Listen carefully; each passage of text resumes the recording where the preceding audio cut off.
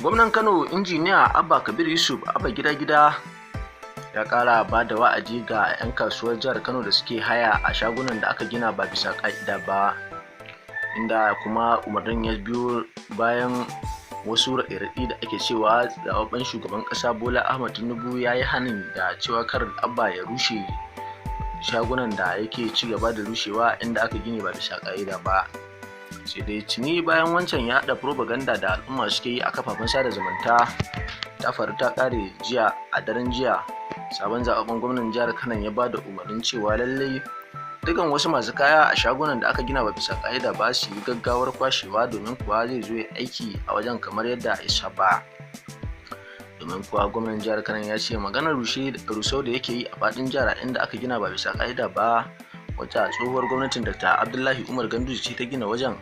ya ce ba zai kakkauta ba kuma ba zai jinkiri wajen rushe wannan waje ba.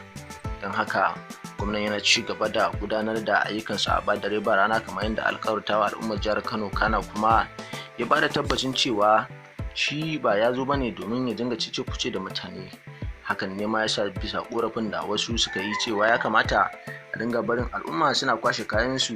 yasa gwamnan a daren jiya ya ba da umarnin cewa lallai al'umma su kwashe kayansu nan take, ba wai sai an je an dawo ba. Ma'anar nan take ita ce umarni na gaggawa,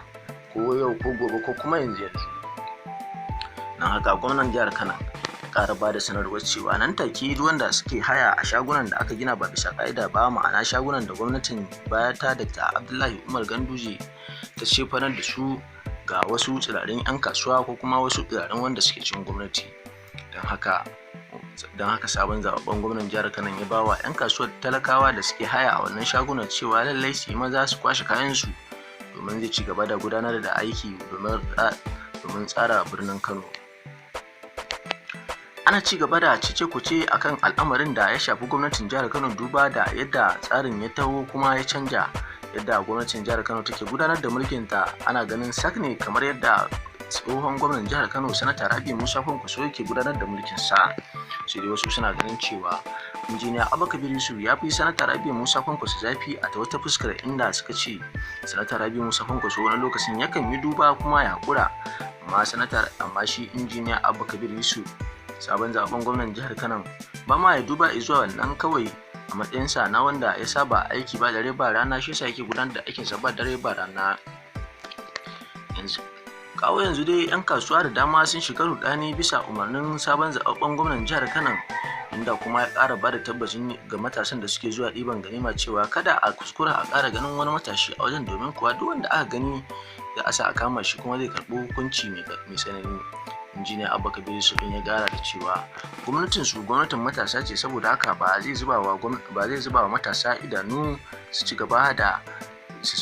barna a faɗin jihar ba. Inda ya ƙara cewa masu kwacen waya da wasu sauran mutane ɓata gari da suke bi suna kwashe wa mutane kaya da sunan ganima,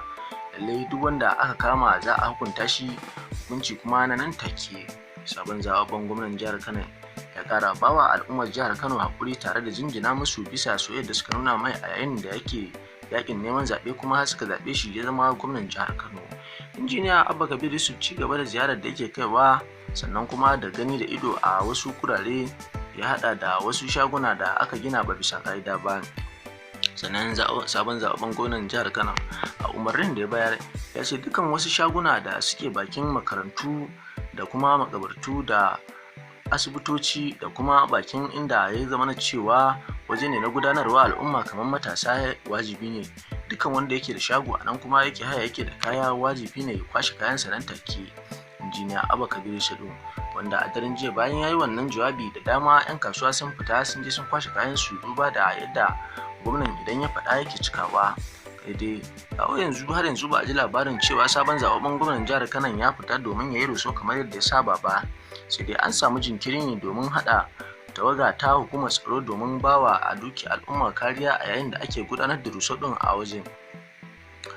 Al'ummar jihar Kano sun yaba wa Injiniya Abba Kabir Yusuf tare da jinjina mai tare da mataimakinsa Comrade Aminu Abdulsalamu, duba da yadda suka ɗan alƙawari kuma suke cikawa. Sai dai wasu suna ganin cewa gwamnan jihar Kano samsam ba shi da laifi, domin kuwa dukkan alƙawarin da ya ɗauka wa al'ummar jihar Kano a yayin yakin neman zaɓensa shi ke cikawa, don haka ya kamata al'ummar jihar Kano su bi shi da addu'o'in fatan alkhairi da nasara.